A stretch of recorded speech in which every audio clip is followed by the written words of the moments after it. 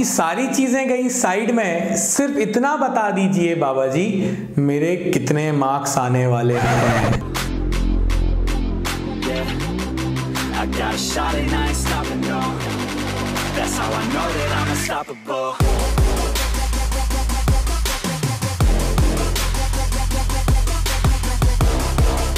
तो युद्ध अभ्यास के वीडियो नंबर 6 में आप सभी का स्वागत है और आपके बाबा जी इस वीडियो में इस बात का भी आंसर दे देंगे कि कितने मार्क्स आ सकते हैं। तो चलिए बढ़ते हैं अपने सबसे बड़े भारी भरकम टॉपिक की तरफ, ऑप्टिक्स। और ये हमको बहुत सारे मार्क्स देके जाने वाला है। इलेक्ट्रोमैग्नेटिक वेव्स और ऑप्टिक्स मिला लिया जाए तो समझ लो कि अपन 1-2 चैप्टर और करें और पास हो जाएंगे। तो इसीलिए इसको कभी छोड़ना नहीं है, बहुत अच्छे से करना है। और अगर तुम देखोगे ना तो बहुत उतना सा ही निकलेगा कि इतना कर लिया तो आराम से इसमें मार्क्स आ जाएंगे। तो सबसे पहले अपन देखते हैं ray optics and optical instrument को, chapter number 9, mirror formula. Mirror formula 1/f = 1/v + 1/u। हमने ये ड्राइव किया हुआ है, अच्छे से कर लेना, चांसेस बनते हैं। अगर मैं आऊं refraction through plane glass slab, refraction through plane glass slab कई बार पूछा जाता है, कई बार नहीं। कई लोग उसको इंपॉर्टेंट की कैटेगरी में नहीं डालते हैं, बट 1 मार्क के क्वेश्चंस, थोड़े से लॉजिकल क्वेश्चंस यहां से बन सकते हैं, इसीलिए हमें ये करना है। फॉर्मूले लिखे हुए हैं नीचे साइड पर कि भाई refraction through plane glass slab से क्या फॉर्मूला ड्राइव करके लाते हैं, तो ये फॉर्मूले लिखे हुए हैं। जैसा मैंने हमेशा आपको बताया है कि क्या ड्राइव करके लाना है, ये तो है हमारे पास। तो ये लिख लो, देख लो या फोटो खींच लो। बात आती है क्रिटिकल एंगल एंड TIR, एक बहुत इंपॉर्टेंट टॉपिक है ये।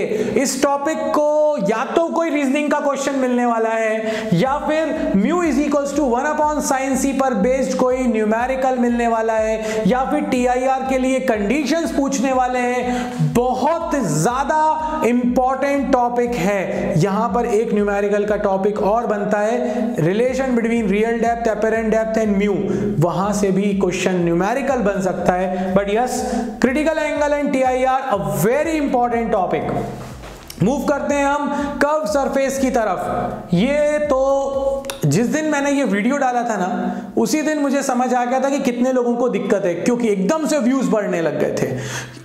प्रॉब्लम इस डेरिवेशन में नहीं है, प्रॉब्लम है जिस तरह से हमें ये समझाया जाता है। अब हम इसमें कोई प्रॉब्लम फेस नहीं करते हैं। क्यों? क्योंकि समझ में आ गई है यार। लेंस मेकर फॉर्मूला याद से कर लेना, ये फॉर्मूले का लिंक भी दिया हुआ है जब हम ऑप्टिक्स की प्लेज को फॉलो करते हैं। जिस वीडियो में हमें इन्हें पढ़ना है वहां नीचे लिंक दी हुई है, नहीं तो सेपरेट प्लेलिस्ट में जाके ऑप्टिक्स की चेक करना, ये वीडियो मिल जाएगा।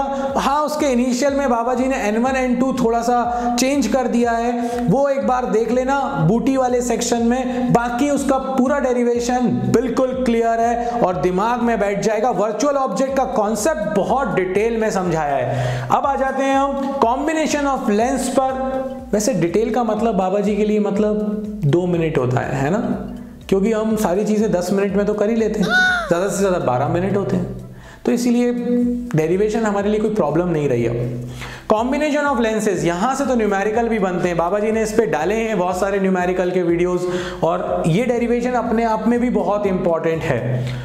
Prism formula again μ = sin I + Δm/2 sin A/2। एक और बहुत इंपॉर्टेंट है डिस्पर्सिव पावर। डिस्पर्शन की बात नहीं कर रहा, but dispersive power yes, omega का फॉर्मूला। यहां पर तुम लोग कई बार क्वेश्चन पूछते हो dispersion without deviation, deviation without dispersion है क्या? बिल्कुल नहीं है हमारे सिलेबस में, स्ट्रिक्टली मेंशन है कि नहीं है सिलेबस में, इसीलिए इस बात की बिल्कुल टेंशन मत लेना, सिर्फ यहां पे अपने आप को रोक लेना।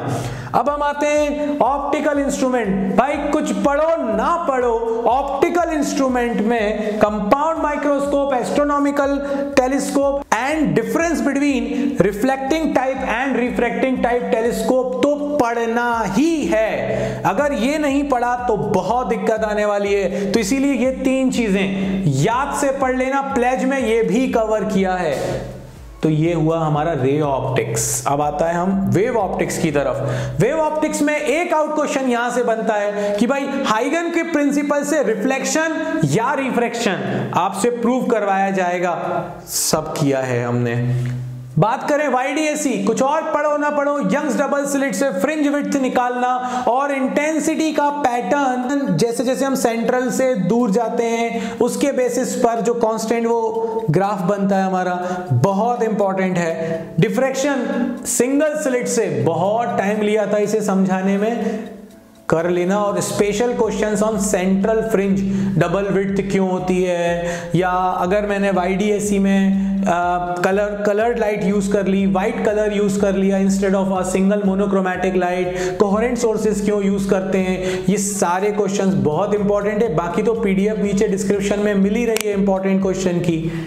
Brewster's law, mu is equals to 10IP, इसके तो न्यूमेरिकल भी कर लिए हमने, बहुत अच्छा है। और I is equal to I0 cos square theta, यानी कि मेलस लॉ, इस पर बेस्ड न्यूमेरिकल प्रीवियस ईयर्स में बहुत पूछे गए हैं। तो ये हुआ मेरे पास सेक्शन रे ऑप्टिक्स और वेव ऑप्टिक्स का। और अब इस क्वेश्चन का आंसर चाहिए, बाबा जी मेरे कितने मार्क्स आने वाले हैं, तो पहले इसका स्क्रीनशॉट लो, बाबा जी को रफू चक्कर होने दो, आके बाबा जी इसका भी आंसर देंगे। तो बाबा जी हो रहे हैं रफू चक्कर।